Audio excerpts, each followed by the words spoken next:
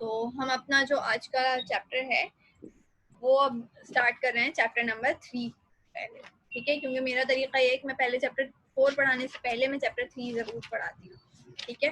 तो चैप्टर 3 और चैप्टर 4 जो है दे आर लिंक्ड टुगेदर, ठीक है। अगर हम बात करते हैं अपनी बुक के चैप्टर 1, 5 वगैरह की, तो ये दोनों अलग अलग, ठीक है। 6 और 8 किसी तरह से समझ सकते हैं कि लिंक्ड हैं, ठीक है। वैसे तो दोनों अलग हैं, लेकिन फिर भी अगर ये समझा जाए तो किसी तरह से उनमें कुछ सिमिलैरिटीज हैं, ठीक है। जब हम चैप्टर 2 की बात करते हैं तो वो काफ़ी डिफरेंट है, 1 की बात करते हैं वो भी काफ़ी डिफरेंट है, 7 जो है वो बिल्कुल अलग है, ठीक है।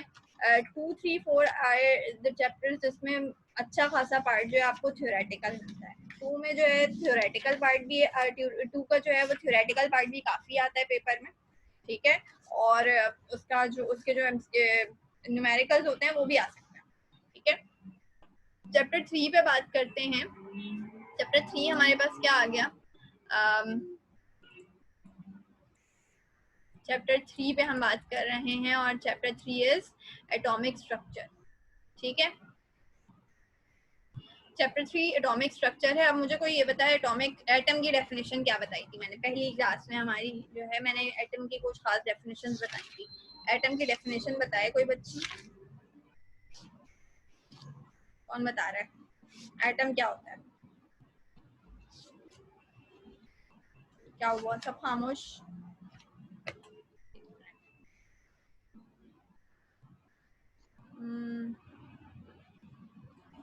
जी, एटम क्या चीज होती है? जैसे स्मॉलेस्ट पार्टिकल होता है एलिमेंट का।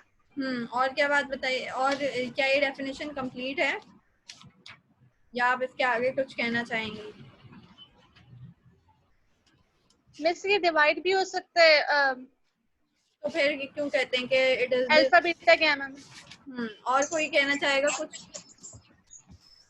Smallest particle that can take part in a chemical reaction. Right, it is the smallest part, ये बात बिल्कुल सही है, that it is that it is the smallest particle, ठीक है। लेकिन ये बात यहाँ पे कंप्लीट है, यहाँ तक अगर आप कहते हैं तो इट इज इनकम्प्लीट, ठीक है। आपको ये बात कहना पड़ेगी it is the smallest unit, ठीक है, which can take part in a chemical reaction। ओरीडा ने बिल्कुल सही बात की, रुस्सा ने कहा कि it is the smallest unit of life। Life कहाँ से आ गई बेटा? which contains electron and proton। Neutron कहाँ गया फिर? ये डेफिनेशन तो खैर काफी इनकरेक्ट है, ठीक है, लेकिन सही डेफिनेशन ओरीडा ने बताई है और हमें हफ्सा ने बताई थी, किसने बताई थी? चलो खैर, अब हमारे पास जो है एटम जो है अर्लीली एक समझा जाता था कि electron that the atom is indivisible particle, ठीक है। लेकिन फिर मुख्तलिफ जो है आपको सब्सटेंसेस मिलते रहे, मुख्तलिफ इनडिविजिबल पार्टिकल मिलते रहे, मुख्तलिफ ऐसे पार्टिकल्स मिलते रहे जो कि एटम के अंदर से निकलते थे, ठीक है। आज हम जो है एक छोटा सा ओवरव्यू दे रहे हैं, ठीक है, इन पार्टिकल्स के हवाले से। जो बेसिक पार्टिकल्स हम जानते हैं, जो हम काफ़ी अरसे से जिन्हें पढ़ रहे हैं, हम उनके बारे में पहले डिस्कशन करेंगे, ठीक है। और यही जो बातें हम करेंगे, इन्हीं में से कुछ जो है बातें हमारे एमसीक्यूज में आती हैं एज अ थ्योरेटिकल पार्ट, ठीक है। इस चैप्टर में एज सच हमारे पास न्यूमेरिकल्स नहीं है, सिवाय इलेक्ट्रॉनिक कन्फिगरेशन के एज सच कोई चीज़ नहीं है जो पेपर में पूछी जाए। और जो न्यूमेरिकल हैं वो रिडबर्ग्स कांस्टेंट वाले जो हमारे पास न्यूमेरिकल्स आते हैं वेवलेंथ और फ्रीक्वेंसी वगैरह निकालने के लिए, वो आपको याद करने होते हैं, ठीक है। अदरवाइज जो है बहुत मुश्किल किस्म के कोई इसमें इस चैप्टर में न्यूमेरिकल नहीं है। मेजर जो पार्ट है ना वो थ्योरी का ही है, ठीक है, जो एमकेट में भी पूछा जाता है और पहले आपसे इंटरमीडिएट में भी आपने वैसे ही तैयारी की थी, ठीक है। अच्छा जनाब, हम इसके बारे में बात करते हैं हमारे एटॉमिक स्ट्रक्चर के बारे में। तो एटॉमिक स्ट्रक्चर जो है वो बहुत पुराना इसका कॉन्सेप्ट है, ठीक है। जॉन डाल्टन ने पहली प्रॉपर जो थ्योरी दी थी वो जॉन डाल्टन ने दी थी, ठीक है। लेकिन जो अगर हम अर्लियर सेंचुरी बीसी में भी बात करते हैं तो उस वक्त भी एटम का एक कॉन्सेप्ट लोगों के जहन में जरूर था, ठीक है। अब जो है हम एटम के स्ट्रक्चर को कॉम्प्लेक्स ऑर्गेनाइजेशन ऑफ मैटर और एनर्जी को बहुत अच्छे से समझते हैं, ठीक है। कोई भी सब्सटेंस बना होता है उसके अंदर दो चीजें होती हैं, एक मैटर एक energy. And what is matter? Matter is anything which has mass and volume. अगर कोई आपसे पूछे मैटर को डिफाइन करना है तो matter is anything which has mass and volume. ठीक है. फिर हम बात करते हैं कि सब्सटेंस जो है वो कोई भी सब्सटेंस बना हुआ होता है तो वो मास से बना, उसके अंदर मैटर होगी और मैटर होगा और कुछ एनर्जी होगी. ठीक है. अब ये जो मैटर का जो स्मॉलेस्ट पार्टिकल है, the smallest indivisible particle which वो पहले कहा जाता था कि क्या है, एटम है, क्योंकि एटम के बारे में पहले तस्वुर ये था कि atom is the indivisible particle. In fact atom का जो वर्ड है दैट मीन्स इंडिविजिबल. ठीक है. लेकिन लेटर ऑन जब जो है मुख्तलिफ रिसर्चेस होती रही तो हमें मालूम हुआ कि एटम इज नॉट इंडिविजिबल. ठीक है. Atom is the smallest particle but it is not indivisible. ठीक है. और फिर जाहिर है एक चीज दरियाफ्त हुई, प्रोटॉन और इलेक्ट्रॉन दरियाफ्त हुए. उसके बाद तो फिर एक लाइन लग गई मुख्तलिफ पार्टिकल्स की जो कि एटम के अंदर से मिलते रहे. पॉजिट्रॉन, न्यूट्रिनो और म्यूजॉन्स, फिर हाइप्रॉन्स, ये सब क्या होते हैं अभी इसी चैप्टर में हम इस पर डिस्कशन करेंगे. लेकिन आज हम जो है ओवरऑल एक डिस्कशन कर रहे हैं अपने प्रोटॉन, इलेक्ट्रॉन और न्यूट्रॉन के हवाले से. ठीक है. अच्छा, first clue about electron was obtained from Faraday's experiment. ठीक है. फैराडे ने जो एक्सपेरिमेंट किया था अपना याद होगा आपको, क्लास 9th में आपने पढ़ा था. That give the first clue about what about electron. ठीक है. फिर हमने ही observe that there is some elementary unit of charge. उसने चार्जेस जो है चार्जेस के हवाले से उसने सोचा था. ठीक है. चार्ज जो उसका एक्सपेरिमेंट था उसने देखा था कि इलेक्ट्रोड्स की तरफ जो है there are some ions which move towards positive electrode, some which move towards the negative electrode. That means that there are particles, that there are something called which he called ions, okay, which have a charge, which carry a charge, and that he later on thought that that charge must be having some unit. तो जो charge का एक unit होगा, ठीक है, एक हर जो एक मतलब एक पार्टिकल या एक चीज जिसके अंदर एक पैकेट ऑफ चार्जेस, ठीक है, जिसमें एक अमाउंट, एक सर्टेन अमाउंट ऑफ चार्ज मौजूद हो, ठीक है, वो यकीनन कोई ना कोई चीज होगी जिसको उसने उस वक्त आयन का नाम दिया.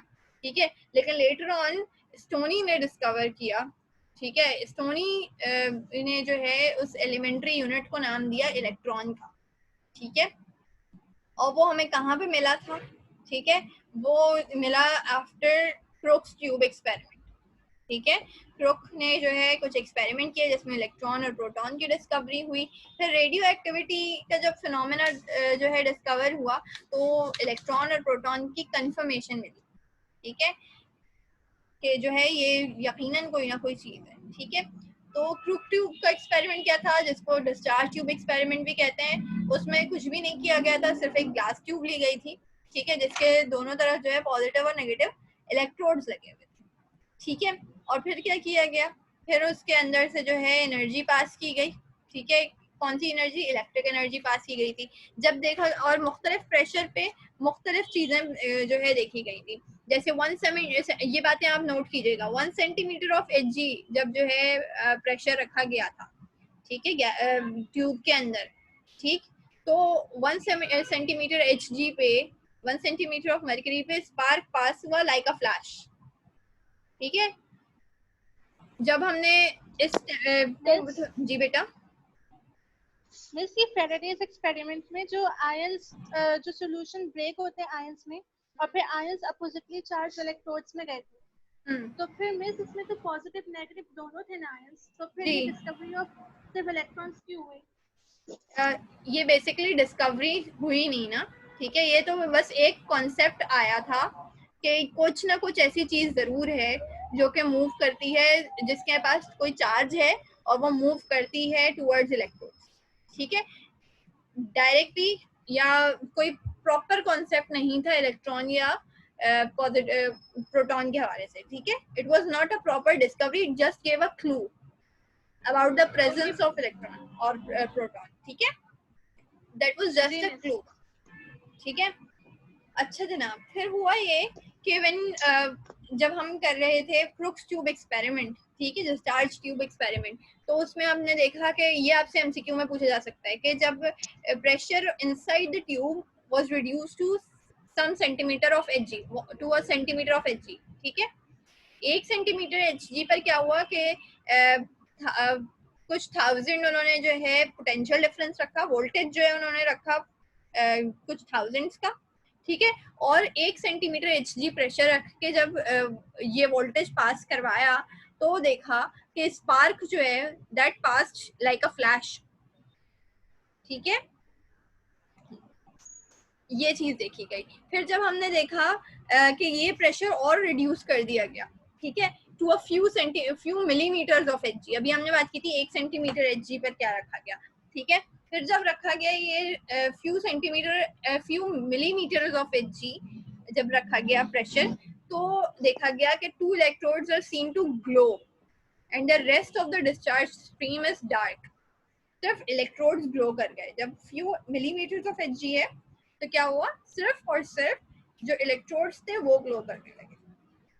जब इस प्रेशर को और रिड्यूस किया गया to about 10 power -3 millimetres of mercury, ठीक है, या फिर 0.001 मिलीमीटर्स ऑफ मर्करी, तो ये देखा गया कि glass tube begin to glow with a brilliant green light, ठीक है, जो ग्लो था वो डिसअपियर हो गया, ठीक है, कहाँ से डिसअपियर हो गया, जो हमने देखा था अभी इलेक्ट्रोड्स पे, ठीक है, that disappeared and the walls of glass tube begin to glow with a brilliant green light, ठीक है। तो ये जो 3 मुख्तलिफ प्रेशर्स पे चीजें ऑब्जर्व की गई, that must be known to you, that must be remembered by you, ठीक है, और ये बात आपसे एमसीक्यू में पूछी जा सकती है ऑफ कोर्स, ठीक है। आपको ये याद होना चाहिए कि कौन से प्रेशर पे और कितना वोल्टेज रखा गया था, 5000 टू 10,000 वोल्ट, ठीक है। अच्छा, फिर एक बात आप जो है सवाल से याद रखिए कि जो है प्रोटॉन्स जो है वो गोल्डस्टीन ने डिस्कवर किए थे, ठीक है, और उसने जो है किस गैस पर डिस्कवर किया था, हाइड्रोजन गैस में, ठीक है, हाइड्रोजन गैस में गोल्डस्टीन ने डिस्कवर किया था प्रोटॉन को, ठीक है, और मुख्तलिफ ये जो कैथोड ट्यूब है, ठीक है, कैथोड ट्यूब है या डिस्चार्ज ट्यूब एक्सपेरिमेंट है, इसी पे मुख्तलिफ एक्सपेरिमेंट्स करते करते जो है मुख्तलिफ रिसर्चर्स ने like Hertz, Lenard, Goldstein, Perrin, J Thomson, इन सब लोगों ने जो है मुख्तलिफ चीज़ें डिस्कवर की, और ये जो है सपोर्ट करता रहा कि atom is a divisible particle, ठीक है, लेकिन वो जो डिविजिबल पार्टिकल्स जो निकलेंगे, ठीक है, जो पार्टिकल्स निकलेंगे that can not be a part of a chemical reaction independently, ठीक है, कभी आपने ये नहीं सोचा कि 6 इलेक्ट्रॉन और 6 प्रोटॉन मिलकर कोई कंपाउंड बना दें, ठीक है, ऐसा कुछ नहीं होता, ठीक है, तो वो that can not take all those particles can never take part in a chemical reaction. That is the difference between the atomic particles and the entity of an atom, ठीक है। अच्छा, फिर जो है आपको इस चैप्टर से जो बातें याद रखनी है वो आपको याद रखनी है किसके हवाले से, आपको जो पॉइंट्स गिवन हैं आपकी बुक में, ठीक है, वो याद रखने हैं इस चैप्टर से, ठीक है, क्रोक्स ट्यूब एक्सपेरिमेंट से रिलेटेड जो आपको पॉइंट्स आपको मिलते हैं, ठीक है, कैथोड रेज के मुताल्लिक, ठीक है, जैसे कि आपको मालूम हुआ था कि कैथोड रेज को हमने ये कैसे पता कर लिया था कि वो जो है क्या है, मैटर है, ठीक है, तो ये हमने ऐसे पता किया था कि जब उनके आगे कोई मैटर रखते हैं, ठीक है, अगर कोई छोटा सा जो है क्या कहते हैं, कोई व्हील रख दिया जाए तो दैट स्टार्ट मूविंग, ठीक है, that makes us think that the particles moving from one electrode towards another electrode have some mass and have some velocity which makes them have some kinetic energy, ठीक है, जिसकी वजह से जो है वो व्हील मूव करने लगता था, उनके पाथ में जो उनके रास्ते में जो व्हील रख दिया जाता, दैट स्टार्टेड मूविंग, तो इसका मतलब it had some particle nature, ठीक है। फिर हमें ये बात मालूम हुई थी कि ये इनके रास्ते में अगर कोई शार्प शैडो भी रख दिया जाए, कोई चीज रख दी जाए, तो that produce a shadow of objects placed in their path, ठीक है, तो ये भी एक बात हमें मालूम हुई थी कि जो है दे ट्रैवल्ड इन स्ट्रेट लाइन, सही।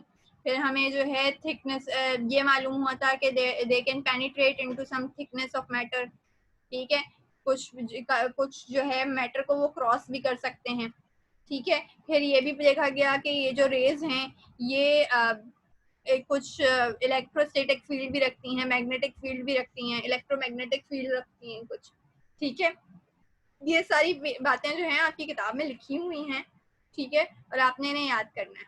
ठीक है, अच्छा, फिर हमने जो है पॉजिटिव रेज के बारे में भी हमने इसमें इसी चैप्टर में बात की थी। ठीक है, पॉजिटिव रेज जो है वो किसने दरियाफ्त की थी, अभी अभी हमने बताया गोल्डस्टीन ने दरियाफ्त की थी। ठीक है, और उसने क्या किया था, स्पेशल उसने अपने एक्सपेरिमेंट में काम क्या डिफरेंट किया था अपने कैथोड रे ट्यूब के अंदर। उसने किया था कि कैथोड को उसने बना दिया था परफोरेटेड। ठीक है, तो परफोरेटेड कैथोड से उसने प्रोटॉन जो है वो डिस्कवर किए थे। ठीक है, positive raise were discovered by Goldstein by placing a perforated cathode. तो ये बात आपको याद रखनी है। ठीक है, यानी कि ये बातें ऐसी हैं जो आपको हमेशा से मालूम है। ठीक है, ये बातें आपको सारी की सारी मालूम है। हम इसको एमकैट के लिहाज से जो काम कर रहे हैं वो बस क्या कर रहे हैं, एक ओवरऑल गो थ्रू कर रहे हैं। बुक आपने रीड करनी है, कोई बात समझ नहीं आए तो आपको लाजमी मुझसे पूछनी है। ठीक है, लेकिन तरीक़ाकार ये होगा कि पहले आप बुक रीड करेंगे और फिर अगर कोई नई बात लगती हो जो आपको याद ना हो या आपको समझ ना आई हो तो आपने पूछनी है। ठीक है, अच्छा, फिर ये है कि हमें परफोरेटेड कैथोड से प्रोटॉन मिलता है। इस पूरे एक्सपेरिमेंट के लिए हवाले से आपको ये वाली बात याद रखनी है। ठीक है, हमें ये मालूम होना चाहिए कि पॉजिटिव रेज जो थी वो कहाँ से, अगर पॉजिटिव रेज निकल रही हैं, पॉजिटिव रेज पहले डिस्कवर हुई हैं, प्रोटॉन बाद में मिला है। ठीक है, क्योंकि प्रोटॉन पॉजिटिव रेज का मतलब ये है कि पूरा का पूरा न्यूक्लियस ट्रेवल कर रहा होगा। ठीक है, और ये हमने कैसे पता लगाया कि ये पूरा का ये कोई चीज जो है ये मास रखने वाला, अच्छा खासा मास रखने वाली पॉजिटिव रेज होती हैं, क्योंकि जब कभी गैस चेंज की जाती थी प्रूफ ट्यूब के अंदर, जब कभी गैस चेंज की जाती तो ई बाय एम रेशो यानी कि electron charge upon mass ratio जो है वो तब्दील हो जाता था। तो वो चार्ज तो ज़ाहिर तब्दील नहीं होता, मास की वजह से चार्ज अपॉन मास रेशो तब्दील हो जाया करता था, क्योंकि मास हर गैस में अलग होता है। हाइड्रोजन गैस अगर आप फिल करेंगे तो उसका E by M ratio different होगा। ठीक है, ऑक्सीजन गैस अगर रखेंगे तो उसका अलग होगा। ठीक है, तो इस वजह से ये बात डिस्कवर की गई थी कि जो पार्टिकल है, this particle which has a mass, ठीक है, वो 1836 टाइम्स ज्यादा था इलेक्ट्रॉन से। ठीक है, और इस सब्सटेंस को, इस पार्टिकल को नाम दिया गया था प्रोटॉन का। ठीक है, ये जो चीज, ये सारे जो हमारे एक्सपेरिमेंट्स थे अभी तक जो हमने बातें की हैं, कैथोड रे एक्सपेरिमेंट्स, ये 1898 1899 वगैरह तक कंप्लीट हो गए थे। ठीक है, एक जो है चीज हुई थी 1895 में। ठीक है, वो थी रेडियो एक्टिविटी। ठीक है, रेडियो एक्टिविटी वाला जो फिनोमेना था वो डिस्कवर हुआ था। और एक एक्सपेरिमेंट था चैडविक एक्सपेरिमेंट। अभी तक जो पहले चीजें डिस्कवर हुई थी वो प्रोटॉन एंड देन इलेक्ट्रॉन थी। ठीक है, फिर एक चीज आई चैडविक का एक्सपेरिमेंट था एक, और एक था रेडियो एक्टिविटी का फिनोमेना। ठीक है, जिन्होंने बहुत सारे इन बातों को क्लियर भी किया और कंफर्म भी किया। ठीक है, पहले हम जो है बात कर लेते हैं चैडविक के एक्सपेरिमेंट की। बहुत मामूली सी बातें हैं। ठीक है, उसमें क्या हुआ था, न्यूट्रॉन को डिस्कवर किया गया था। पहली बात, चैडविक के एक्सपेरिमेंट में न्यूट्रॉन डिस्कवर हुआ था। और उसने कैसे डिस्कवर किया था, he just bombarded alpha particles at beryllium. ठीक है, उसने बेरिलियम लिया, ठीक है, और उस पर अल्फा पार्टिकल्स को बॉम्बार्ड किया था। ठीक है, और देखा कि बेरिलियम जो था वो कन्वर्ट हो गया था कार्बन में। ठीक है, एंड जो है जो रेडिएशन उससे रिलीज हुई थी, ठीक है, वो बहुत ज्यादा पेनिट्रेटिंग रेडिएशंस थी। ठीक है, यानी कि वो सब्सटेंसेस के अंदर जो है, मास के अंदर बहुत ज्यादा पेनिट्रेट हो सकती थी, मेटल्स के अंदर पेनिट्रेट कर सकती थी। और उसको उसका नाम दिया था न्यूट्रॉन का, कि जो उनसे अब रिलीज हुई हैं, जो पेनिट्रेटिंग पार्टिकल्स रिलीज हुए हैं, दैट आर न्यूट्रॉन। ठीक है, और इसका जो इक्वेशन थी वो आपको याद होनी चाहिए। ठीक है, let me right that equation. Okay, that equation is beryllium plus helium, helium का मतलब क्या होता है? अल्फा पार्टिकल, ठीक है। और that gave what? That gave carbon plus neutron, ठीक है। न्यूट्रॉन अपने पास जो है इस पे एक जीरो लगा लीजिएगा, ठीक है। That makes you sure about the neutrality of neutron, ठीक है। अच्छा, हम बात कर रहे थे किसके बारे में? इसके चैडविक एक्सपेरिमेंट के बारे में। तो ये वाली बात आपको याद रखनी है, चैडविक एक्सपेरिमेंट के बारे में। बहुत मामूली मामूली बातें, बाकी आप खुद रीड करेंगे और मुझे बताएंगे, ठीक है। फिर हम बात कर एक्सपेरिमेंट की फोर्थ, क्या बेटा? आवाज एक्सपेरिमेंट की जो फोर्थ लाइन है वो समझा दें। चैडविक एक्सपेरिमेंट की बुक में कह रही हो? जी miss. Read out that line. Read out that line to me. Chadwick put forward the suggestion that these penetrating radiations were due to material particles with mass comparable with that of an atom of hydrogen but carrying no charge. Right. देखो, Chadwick ने जब ये experiment किया ना, ठीक है, तो Chadwick ने अपने एक्सपेरिमेंट की बेसिस पे ये कंक्लूड किया था कि ये जो पार्टिकल अब मेरे इस एक्सपेरिमेंट के बाद रिलीज हुए हैं, ठीक है, उनका वो मटेरियल पार्टिकल है। पहली बात, मटेरियल पार्टिकल है, ये बात हम कैसे पता लगाते हैं? जैसे अभी हमने थोड़ी देर पहले बात की थी ना कि एक व्हील रख दिया that in the path of those rays, ठीक है। तो हमें क्या, हम उन देखेंगे कि वो उनके अंदर कुछ मूवमेंट हो रही है, ठीक है। That makes us sure about them having some mass and some velocity, ठीक है, and kinetic energy as well. जब मास और वेलोसिटी दोनों होती हैं तो काइनेटिक एनर्जी भी है। फिर उसने ये देखा था कि ये जो मास होगा ना, ठीक है, इन मटेरियल पार्टिकल्स का जो मास होगा वो अप्रोक्सीमेटली इक्वल होगा इसके हाइड्रोजन के एटम के। अब इस पे बात करते हैं, थोड़ी सी मामूली सी बात है, कोई मुश्किल बात नहीं है ये।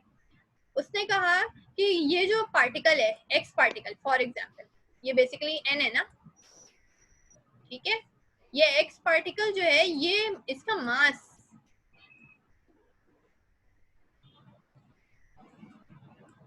मास of X is equal to mass of proton what hydrogen, hydrogen 1 के बराबर है। हाइड्रोजन 1 में क्या होता है ये बताओ मुझे। ये हाइड्रोजन 1 है, इसके पास एक इलेक्ट्रॉन है, ठीक है, और यहाँ पे क्या चीज है? एक प्रोटॉन है, यही है ना। इलेक्ट्रॉन का मास तो इटसेल्फ बहुत नेग्लिजिबल होता है। एक एटम की जो अपना मास होता है वो किस पे डिपेंड करता है? उसके न्यूक्लियस पे, है ना, राइट। और प्रोटॉन, यानी कि अगर हाइड्रोजन एटम की बात की जाए तो हाइड्रोजन एटम के पास सिवाय इस प्रोटॉन के और कुछ भी नहीं है, राइट, यही बात है। और उसने कहा कि जो मैंने जो सब्सटेंस दरियाफ्त किया है ना, उसका मास ऑफ हाइड्रोजन एटम के बराबर होगा, कंपेरेबल होगा, सही, अप्रोक्सीमेटली। तो यही वजह है कि हम कहते हैं कि मास ऑफ न्यू, और उसने एक और बात कही कि जो है इसमें इसका कोई चार्ज नहीं होगा। एटम ऑफ हाइड्रोजन के बराबर मास जरूर होगा लेकिन इसका कोई चार्ज नहीं होगा, इसलिए इसको नाम दे दिया गया न्यूट्रॉन का, ठीक है। और खुद ये क्या था, ये चूंकि प्रोटॉन था तो हमने ये जो है दरियाफ्त कर लिया कि जो है जो न्यूट्रॉन है उसका अपना मास कंपेरेबल है, इक्वल टू किसके? प्रोटॉन के मास, हाइड्रोजन के मास, ठीक है, हाइड्रोजन के मास के, हाइड्रोजन के मास में कुछ होता ही नहीं है सिवाय प्रोटॉन के, ठीक है जी। यही वजह है कि आज तक हम कहते हैं कि it is 1836 times greater in mass than, sorry वो तो हम इलेक्ट्रॉन के बारे में कहते हैं, it is approximately equal to the mass of proton, ठीक है। Mass of neutron is approximately equal to the mass of neutron, ये हम कहते हैं, सही। ये बात हो गई चैडविक एक्सपेरिमेंट तक के बारे में। और कोई बात इस एक्सपेरिमेंट के मुताबिक जो पूछनी हो? न्यूट्रॉन के मास कितना होता है? अप्रोक्सीमेटली 1.009 AMU, ठीक है, जबकि मास ऑफ प्रोटॉन इज 1.008 AMU, ठीक है। अच्छा, इलेक्ट्रॉन का मास जो था वो कितना था? इलेक्ट्रॉन का मास कितना दरियाफ्त हुआ है? 9.11 एक्सपोनेंट -31 kg, सही है। ये वाली वैल्यूज आपको याद होनी चाहिए। चार्ज जो है इलेक्ट्रॉन और प्रोटॉन दोनों पे कितना है 1.6 एक्सपोनेंट -12 कूलम, ठीक है। और ई बाय एम रेशियो कितना है इलेक्ट्रॉन का, कौन बता रहा है ये? 1.758 एक्सपोनेंट 8 कूलम पर ग्राम।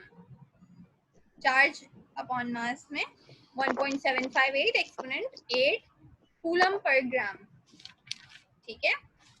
रेडियो एक्टिविटी के बारे में बात कर लिया हम, छोटी सी बात है, ज्यादा बात नहीं करनी हमें इसके बारे में। रेडियो, क्योंकि बाकी आपको सारी बातें पता है, ठीक है। मैं कोई आपको नई बात जो बताना चाहती हूँ मैं तब बताऊंगी, ठीक है। अगर कोई नई बात मेरे पास आपको बताने के लिए नहीं है तो फिर बताने का कोई फायदा नहीं, ठीक है, ताकि क्योंकि फिर आप भी बोर होते रहेंगे, कोई फायदा नहीं होगा। अच्छा हुआ ये कि रेडियो एक्टिविटी का फिनोमेना डिस्कवर हुआ 1895 में। किसने डिस्कवर किया? ठीक है, हेनरी बैक्वेरल साहब थे, उन्होंने ये काम जो है ये कारनामा सर अंजाम दिया। हेनरी बैक्वेरल का जो एक्सपेरिमेंट था, उन्होंने क्या किया था, उन्होंने एक मिनरल लिया था पिच ब्लेंड। अब पिच ब्लेंड क्या होता है वो भी अपने पास आप नोट कर सकते हैं कि ये एक मिनरल है, ठीक है, यूरेनिमाइट है, और ये ब्लैक और ब्राउन कलर का मास होता है। इसके अंदर मेजर जो रेडियो एक्टिव सब्सटेंस होता है ना वो रेडियम होता है, ठीक है।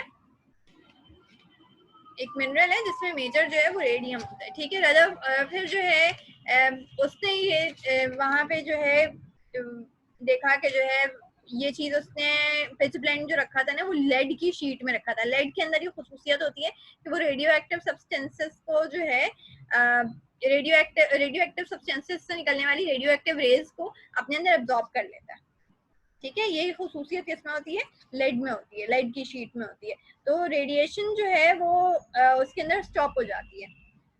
पिच ब्लेंड जो है उसको कूल या हीट किया जा सकता है, उसे कंप्रेस करके जो है उसकी शीट्स भी बनाई जा सकती हैं, ठीक है। लेकिन इन सब की वजह से रेडिएशन की एक्टिविटी पर कोई इफेक्ट नहीं हो रहा था। ये बात जो है डिस्कवर की किसने? हेनरी बैक्वेरल ने, ठीक है। और जो इमिशन होता था चार्ज का या इमिशन होता था रेस का, वो हमेशा सेम ही रहता, चाहे उसको उस पिच ब्लेंड की शीट्स बना दो, चाहे उसका गोला बना के रख दो, कुछ भी कर दो, उसके अंदर से जो इमिशंस थे वो सेम ही रहते थे, ठीक है। फिर जो है हेनरी बैक्वेरल ने ये देखा कि जो है उसने दरियाफ्त किया था कि जो है पिच ब्लेंड से इलेक्ट्रॉन्स रिलीज हो रहे हैं, उसके ख्याल में इलेक्ट्रॉन्स रिलीज हो रहे थे, ठीक है। But later on Pierre Curie और मैरी क्यूरी ने जो है रेडियम पे प्रॉपर रेडियम लिया, ठीक है, एलिमेंट जो है रेडियम उसी से उसने उन लोगों ने निकाला था, ठीक है। और फिर जो है क्या हुआ कि यही कहा जाता है ना कि फिर क्यूरी ने जो है रेडियम दरियाफ्त किया, ठीक है। तो उन्होंने क्या किया था, यही किया था कि उससे एक अलग अपना सब्सटेंस जो है वो निकाला था, ठीक है।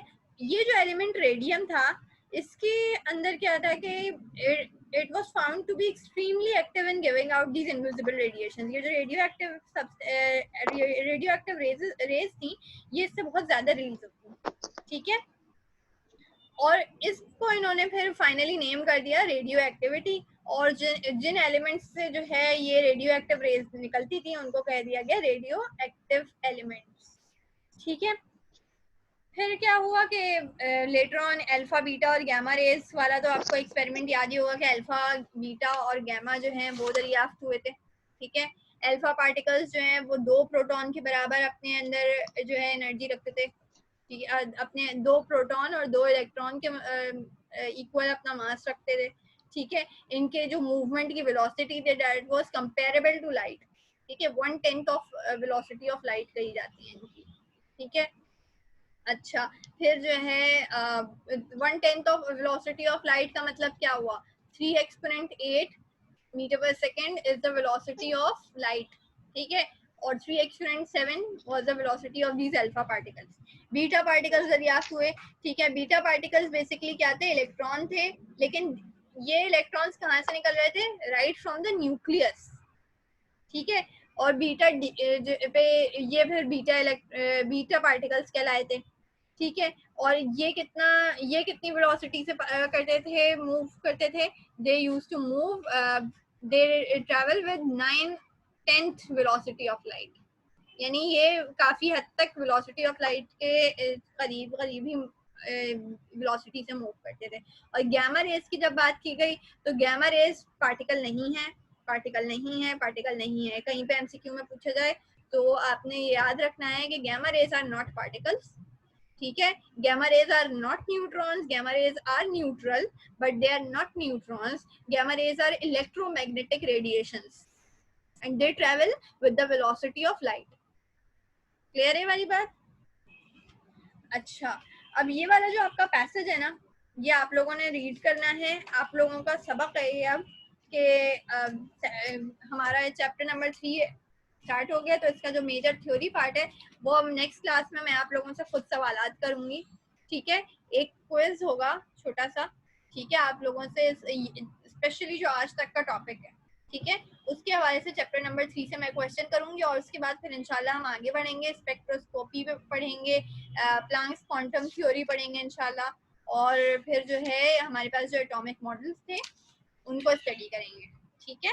बोहर्ट की थ्योरी और रदरफोर्ड की थ्योरी, ये सब हमें इंशाल्लाह आगे स्टडी करनी है। तो आज का टॉपिक हमारा जो है, अभी आप देखिए कि चैप्टर नंबर 3 हमारा 2-3 क्लासेस में एंड हो जाएगा, ठीक है। फिर चैप्टर 4 एंड हो जाता है, तो फिर उसके बाद हमारे पास जो मेजर हमारा सिलेबस है वो काफ़ी हद तक कंप्लीट हो जाएगा। हमारे 8 चैप्टर्स हैं और हम उसमें से 2 चैप्टर कंप्लीट कर चुके हैं, ठीक है।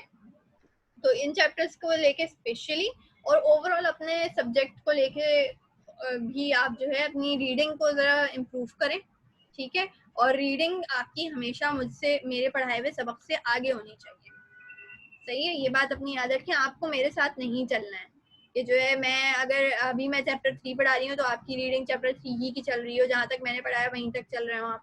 आपकी रीडिंग मुझसे काफ़ी आगे होनी चाहिए, ठीक है। और आपकी प्रैक्टिस जो होनी चाहिए एमसीक्यू की, वो भी मुझसे आगे होनी चाहिए। अपने इर्द गिर्द देखिए, पास्ट पेपर्स देखिए, मुख्तलिफ असाइनमेंट्स, मुख्तलिफ जो है वर्कशीट्स देखिए और उनको सॉल्व करें, एमसीक्यूज तलाश करें और उनको फिल इन करें, ठीक है, प्रैक्टिस करें उनकी, ठीक है। आज की मीटिंग यहाँ पे हम एंड करते हैं, इंशाल्लाह यहाँ से ही कंटिन्यू करेंगे चैप्टर नंबर 3 नेक्स्ट क्लास, ठीक है। किसी का कोई सवाल है?